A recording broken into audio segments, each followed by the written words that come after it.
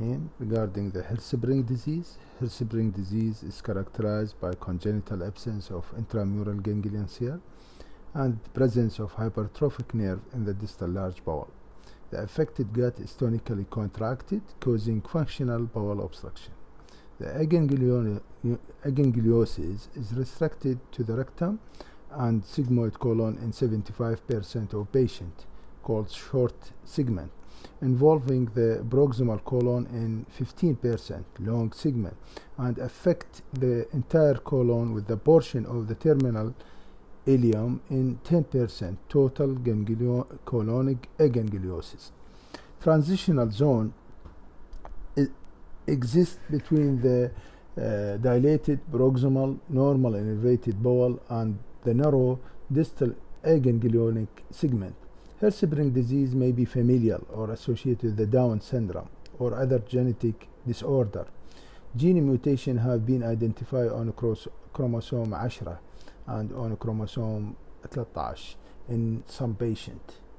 Hirschsprung disease typically present in neonatal period with delayed passage of meconium, abdominal distension, and bilious vomiting, but it may not be diagnosed until later on in childhood or even adulthood, when it manifests as severe chronic constipation. Enterocolitis is a potential fatal complication of the disease causing death. Definitive diagnosis of Hirschsprung disease depends on the histological examination of the adequate rectal biopsy by an experienced pathologist. Contrast enema may show the extent of the aganglionic segment. Regarding treatment, surgery aims to remove the aganglionic segment and bring down healthy ganglionic bowel to the anus.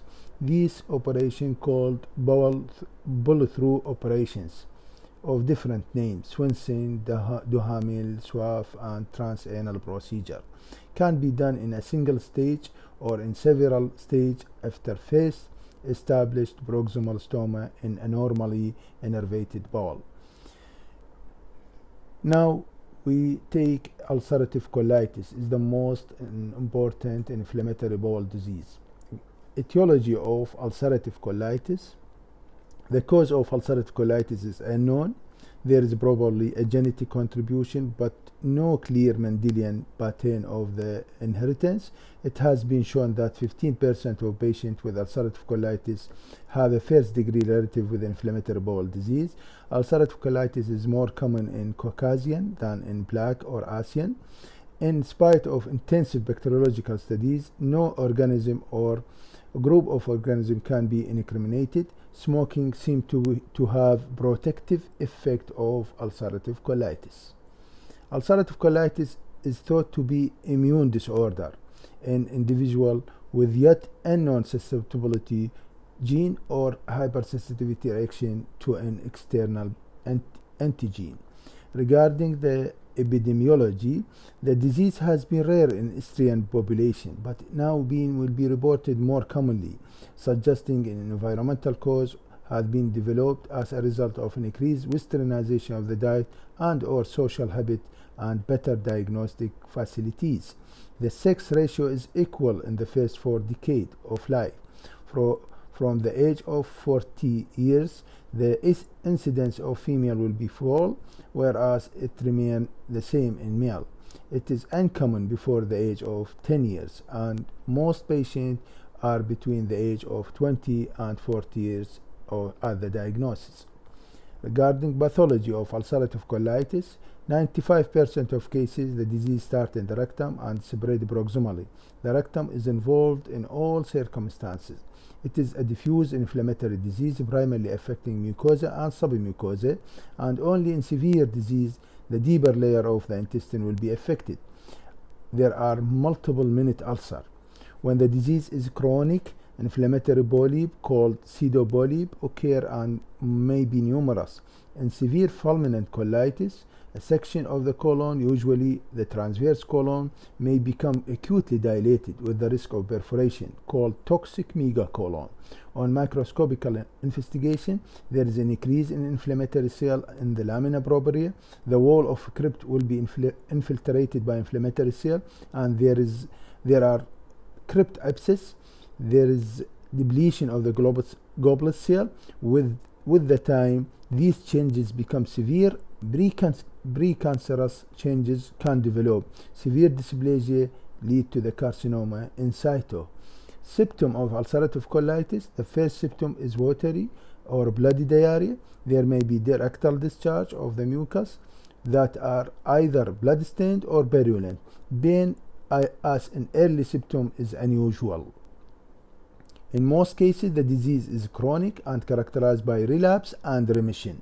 In general, a poor prognosis indicated by 3. First, severe initial attack. Second, disease involving the whole colon.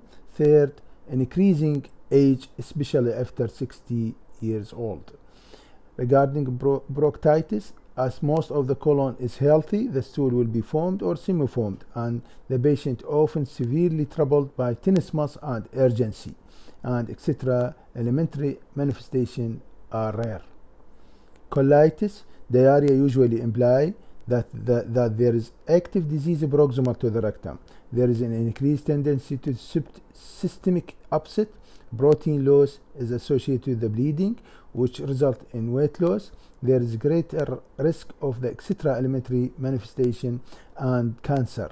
The clinical pattern is one of the recurrent severe attack of the bloody diarrhea up to 20 times a day. Dehydration and fluid electrolyte loss. Anemia and hypoproteinemia are common when the colon is involved by ulcerative colitis. Disease severity: the disease severity can be graded 1, 2, 3. Mild rectal bleeding or diarrhea with 4 or 4 motion per day and absence of systemic sign. 2. Moderate, more than 4 motion per day without systemic sign. 3. Severe, more than 4 motion per day with 1 or more sign of systemic illness, like fever over 37.5, tachycardia more than 90 beat per minute, and hypoalbuminemia less than 30 gram per liter, or weight loss more than 3 kg. Complication of ulcerative colitis: acute toxic megacolon, perforation, and hemorrhage. Chronic complication: cancer, etc. Elementary manifestation like skin, eye, or liver disease. We discuss each of them. Regarding fulminant colitis and toxic megacolon, patients with the severe disease should be admitted to the hospital for intensive treatment. This occurs in 5 to 10% of patients. Patients have more severe rectal symptoms with systemic upset such as weight loss and dehydration. In patients in intensive treatment such as steroid, there may be fewer symptoms. The diagnosis is confirmed by the presence of the plain abdominal radiograph of the colon with a diameter of more than 6 cm. The condition must be differentiated from dysentery, typhoid, and amoebic colitis. A plain abdominal radiograph should be obtained daily in patients with severe colitis, and the progressive increase in diameter in spite of medical treatment is indicated for surgery. Perforation: colonic perforation in ulcerative colitis is a grave complication with a mortality rate of more than 50% or more. Severe hemorrhage: severe rectal bleeding is uncommon in ulcerative colitis and occasionally require transfusion and rarely surgery. Investigation of ulcerative colitis: a plain abdominal film can often show the severity of the disease. Feces are present only in part of the colon that are normal or only mildly inflamed. Mucosal islet can sometimes be seen. This is a plain X-ray of the patient with ulcerative colitis, show dilated colon, transverse colon, and this is barium enema of the patient with ulcerative colitis. Barium enema, the principal sign are loss of host ration, especially in the distal colon, mucosal island caused by granulity, pseudopolyps, in chronic cases a narrow contracted colon. Sigmoidoscopy is essential for diagnosis of ulcerative colitis for early cases and mild disease not showing up a barium enema. And the initial finding are those of proctitis. The mucosa will be hyperemia and bleed on touch, and there may be pus-like exudate where there has been a remission and relapse. There may be presence of pseudopolyp. Later, the tiny ulcer may be seen that appear to be coalesced. This is different from the picture of amoebic dysentery, in which there are large, deep ulcer with intervening normal mucosa. Colonoscopy and biopsy. This has been an important place in management to establish the extent of inflammation, to distinguish between the ulcerative colitis and Crohn's disease, to monitor response to the treatment, and lastly, to assess the long-standing cases of malignant changes. Bacteriology. A stool specimen need to have sent for microbiology analysis when ulcerative colitis is suspected. Other infective causes include Shigella and amoebiasis. Pseudomembranous colitis occur in hospital patients on antibiotic treatment and non-steroidal anti-inflammatory drug. The causative organism is Clostridia difficile. Immunocompromised patients are at risk of the infective proctocolitis from the cytomegalovirus and cryptosporidia. Etc. manifestation, etc. intestinal manifestation of the ulcerative colitis. Arthritis occur in around 15% of patients and is of large joint polyarthropathy type, affecting knee, ankle, elbow, and wrist joint.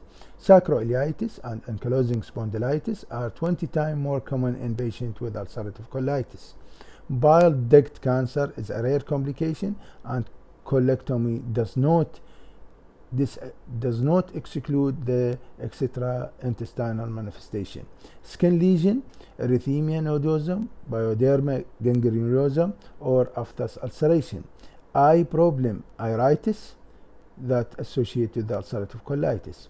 Liver disease, sclerosing cholangitis, has been reported in up to 70% of cases.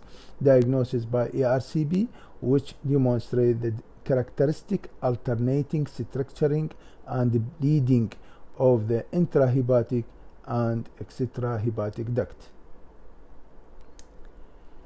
Treatment. Medical treatment of acute attack. Corticosteroids are the most useful drug and can be given either locally for inflammation of the rectum or systemically when the disease is more extensive. One of the 5-amino-salicylic acid FSA derivative can be given both topically and systemically. Their main function is maintaining remission rather than treating an acute attack. Non-specific antidiarrheal agent has no place in routine management of ulcerative colitis. Mild attack. Patient with mild attack will usually respond to rectally administered steroid or oral prednisolone 20 mg per a day is given over 3 to 4 weeks period. One of the 5-ASA compound should be given concurrently. Moderate attack. This patient have been treated with the oral prednisolone but increased dose to the 40 mg per day twice daily and steroid enema and 5-ASA. In severe attack, this patient must be regarded as emergency and require medical admission to a hospital, and it is important to monitor vital sign, pulse, temperature, blood pressure. Stool chart should be kept.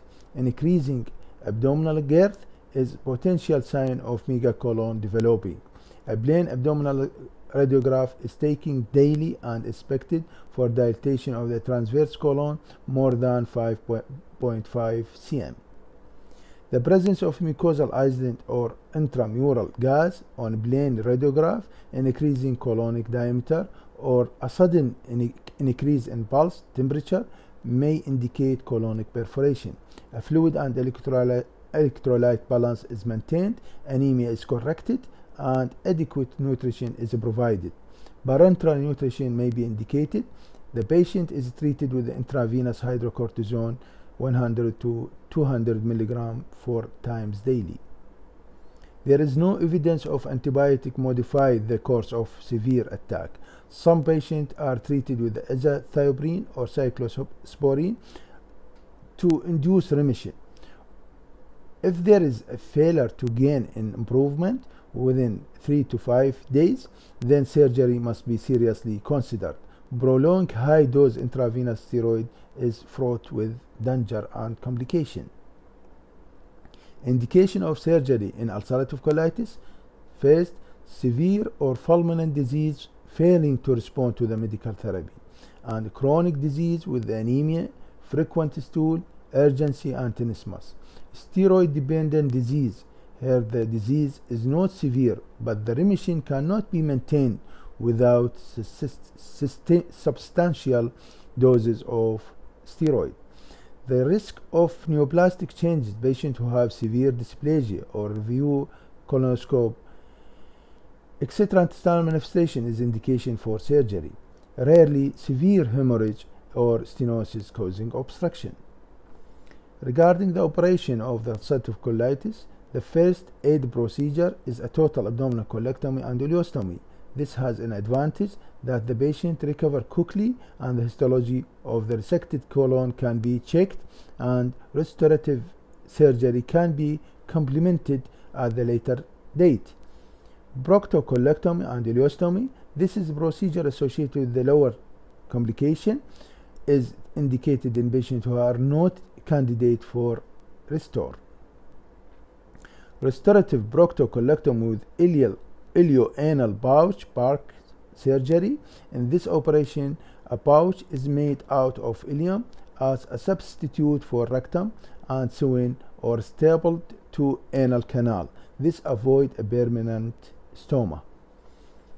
Colectomy and ileorectal anastomosis: if there is a minimal rectal inflammation, this can be occasionally be used, although the surgeon should not be falsely reassured that the rectum has been relatively spared in patients using steroid enema, because the rectum is always involved in ulcerative colitis.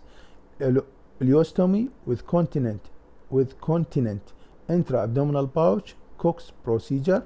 A reservoir is made from 30 cm of the ileum, and just beyond this, spout is made by interfering with the efferent ileum into itself to give continent valve just below the skin level. Second inflammatory bowel disease is chronic disease called previously regional enteritis. It can affect any part of the gastrointestinal tract from the lip to the anal margin, but ileocolonic disease is the most common presentation. Epidemiology: it is most common in North America and Northern Europe, with the incidence of 5 per 100 person. It is slightly more common in women than men, but is most commonly diagnosed in young patients between the age of 25 and 40 years old. Etiology: the etiology of the Crohn's disease has some feature suggesting chronic infection. No causative organism has even been found. Similarity between the Crohn's disease and TB have focused attention on mycobacterial. Studies has shown DNA of Mycobacterium paratuberculosis in the intestine of 60% of patients with the Crohn's disease. However, no immunological reaction has been detected against this organism, and anti-TB drug has no effect on Crohn's disease. Focal ischemia also has been postulated as a causative factor of Crohn's disease, possibly originating from vasculitis arising through the immunological process. Smoking will increase the risk of Crohn's disease. Genetic factors are thought to play a part.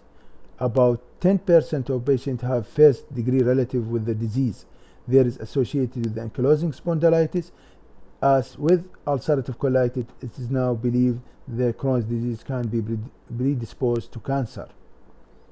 Both conditions, ulcerative colitis and Crohn's disease, is a pre-malignant condition. Pathogenesis of Crohn's disease: As in ulcerative colitis, there is thought to be increased permeability and mucous membrane. This leads to the increased passage of antigen, which is thought to be an induced cell-mediated inflammatory response. This results in release of cytokine such as interleukin 2 and tumor necrosis factor, which coordinate local and systemic response. In Crohn's disease, there is thought to be a defect in suppressor T cell. Pathology: ileal disease is the most common, accounting for more than 60% of cases. 30% of cases are limited to the large intestine, and the remainder are in patients with ileal disease alone or more proximal small bowel involvement.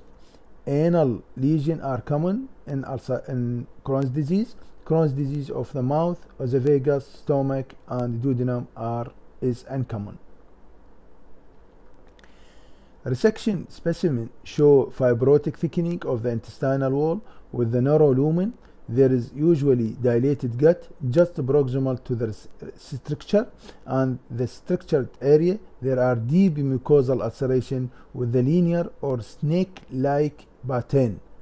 Edema in the mucosa between the ulcer give rise to the cobblestone appearance. The transmural inflammation lead to the adhesion, inflammatory mass with the mesenteric abscesses and fistula to the adjacent organs. Mesenteric lymph nodes are enlarged. The condition is discontinuous with the inflamed area separated from the normal intestine, which is called a skip lesion. There are non-causating giant cell granuloma, but these are only found in 60% of cases of the Crohn's disease. Clinical picture: presentation of Crohn's disease, either acute Crohn's disease or chronic Crohn's disease. Acute Crohn's disease, acute found in only 5% of cases. Symptom and sign resemble those of acute appendicitis, presented like acute appendicitis, but are usually diarrhea preceding the attack. Acute colitis with or without toxic megacolon can occur in Crohn's disease, but it is with the less common than ulcerative colitis. Chronic Crohn's disease, there is often a history of mild diarrhea extending over many months, occurring in both accompanied by intestinal colic. Patient may complain of pain, particularly in the right iliac fossa, and tender mass may be palpable. Intermittent fever, secondary anemia, and weight loss are common. Perianal abscess or fistula or fissure may be the first presenting feature of Crohn's disease. After months of repeated attacks with the acute inflammation, the affected area of the intestine become narrow, with the fibrosis causing obstructive septum presented with the intestinal obstruction. With the progression of the disease, adhesion and transmural fissuring, intra-abdominal abscesses and fistula tract will be developed to the adjacent structure. Face to the intestine, entero-enteric fistula can occur into adjacent small bowel loop. Second, enterocutaneous fistula rarely occur spontaneously and usually follow the previous surgery. Regarding the investigation of Crohn's disease, laboratory, the full blood count need to be performed to exclude anemia. There is usually fall in albumin, magnesium, zinc, and selenium, especially in active disease. Protein level that correspond to disease activity includes C-reactive protein. Endoscopy, sigmoidoscopy examination may be normal or show minimal involvement. However, ulceration in the anal canal will be readily seen. As a result of discontinuous nature of Crohn's disease, there will be area of normal colon or rectum. In between these, there are area of inflamed mucosa with irregular and ulcerated with a mucopurulent exudate. Imaging barium enema will show similar feature of those of colonoscopy in the colon. The best investigation of the small intestine is small bowel enema. This will be show up area of the delay and dilatation. The involved area tend to be narrow, irregular, and sometimes when a length of the terminal ileum is involved, there may be sign called string sign of contour. Sinogram are useful in patients with enterocutaneous fistulae. CT scan are used in patients with the fistulae and those with the intra-abdominal abscess and complex involvement. MRI has been shown to be useful in patients with the perianal disease. This sign of contour would have obstruction to the terminal ileum. Treatment, medical treatment, steroids are the mainstay of treatment. These are effective in inducing remission in moderate to severe disease in 70 to 80% of cases. Steroid can also be used to a topical agent in the rectum with reduced systemic bioavailability, but long-term use causing adrenal suppression. There are better to inducing remission than mesalamine, but has no role in maintenance. Patients suffering relapse are treated with up to 40 milligram of prednisolone orally and supplemented by 5-ASA compound in those with the colonic involvement. Antibiotic, those who have symptom and sign of mass or abscess are also treated with antibiotic in form of metronidazole is used, especially in the perianal disease. Immunomodulatory agent, azathioprine, is used for it is additive and steroid sparing effect and is now standard maintenance therapy. It is a purine analog. Cyclosporine acts by inhibiting cell-mediated immunity. Short course intravenous treatment is associated with the 80% remission.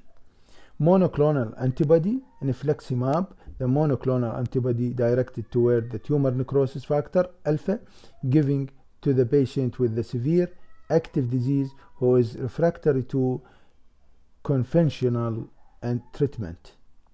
Indication for surgery resection will not cure Crohn's disease. Surgery is therefore focused on complication of the disease. These complications include recurrent intestinal obstruction, bleeding, perforation, failure of medical treatment, intestinal fistula, fulminant colitis, which rare, malignant changes, and perianal disease. Surgery, the course of the disease after surgery is unpredictable, but recurrence is common. The first procedure, ileocecal resection, is the usual procedure for ileocecal disease. Second, segmental resection, short segment of the small or large bowel involvement can be treated by segmental resection. Colectomy and ileorectal anastomosis, emergency colectomy, laparoscopic surgery, temporary loop ileostomy, proctocolectomy, structuroplasty, and anal disease. This is a differentiation between ulcerative colitis and Crohn's disease. Ulcerative colitis affects the colon.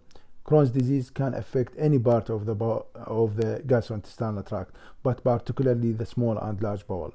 Ulcerative colitis mucosal disease, whereas the Crohn's disease affects the full thickness of the bowel. Ulcerative colitis produces confluent disease in the colon and rectum, whereas Crohn's disease is characterized by skip lesion. Normal, abnormal, normal, abnormal. Crohn's disease more commonly causes structuring and fistulation. Granuloma may be found on histology in Crohn's disease, but no in ulcerative colitis. Crohn's disease is often associated with the perianal disease, whereas it is very unusual in ulcerative colitis. Crohn's disease affecting the terminal ileum may produce symptoms of mimic appendicitis, but it does not occur in ulcerative colitis. Resection of the colon and rectum will cure the patient with ulcerative colitis, whereas recurrence is common after resection in Crohn's disease. Thank you.